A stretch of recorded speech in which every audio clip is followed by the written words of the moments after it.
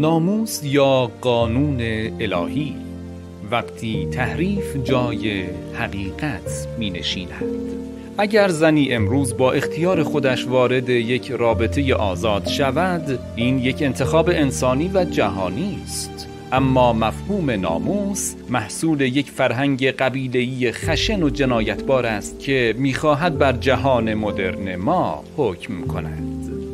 این جمله ها شاید در نگاه اول پرزرق و برق و جسورانه باشند، اما سؤال اصلی اینجاست: آیا واقعاً ناموس همان چیزی است که این تصویر خشن و مالکانه نشان می‌دهد، یا با یک روایت تحریف شده طرف هستیم؟ بیایید از خود واژه شروع کنیم. در منطق اسلام ناموس اصلاً به آن معنای رایج مالکیت محور تعلق ندارد. در متون دینی ناموس یعنی قانون، ارزش محترم و امر مقدس. حتی در روایات از نوامیس خلقت حرف زده می شود، یعنی قوانین بنیادین جهان. یا درباره جایگاه بزرگان دین تعابیری مثل ناموس الله الاکبر آمده است، یعنی راز و شأن عظیم الهی. پس وقتی میگوییم زن ناموس است، یعنی زن دارای حرمت و جایگاه است، نه اینکه مال کسی باشد. اینجا همان جایی است که ما با یک ترفند ذهنی مواجه میشویم. اول یک تصویر کاریکاتوری ساخته می شود.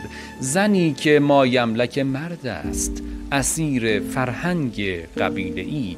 بعد همان تصویر جعلی را می کوبند و می گویند ببینید ناموس یعنی جنایت. در حالی که اگر لحظه‌ای فکر کنیم این تصویر اصلاً با واقعیت جور در نمی آید. ناموس فقط همسر نیست، مادر و خواهر هم ناموسند. آیا کسی مالک مادر یا خواهر خود هست؟ همین یک سؤال ساده کل روایت مالکیت را فرو می‌ریزد. در نگاه اسلام ناموس یعنی محافظت متقابل، یعنی زن و مرد نسبت به هم مسئولند.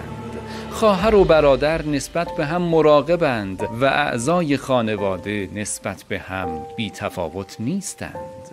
ناراحت شدن از تجاوز به حریم اسمش خشونت نیست، اسمش مسئولیت است. اما چرا این روایت تحریف شده تا این حد تکرار می شود؟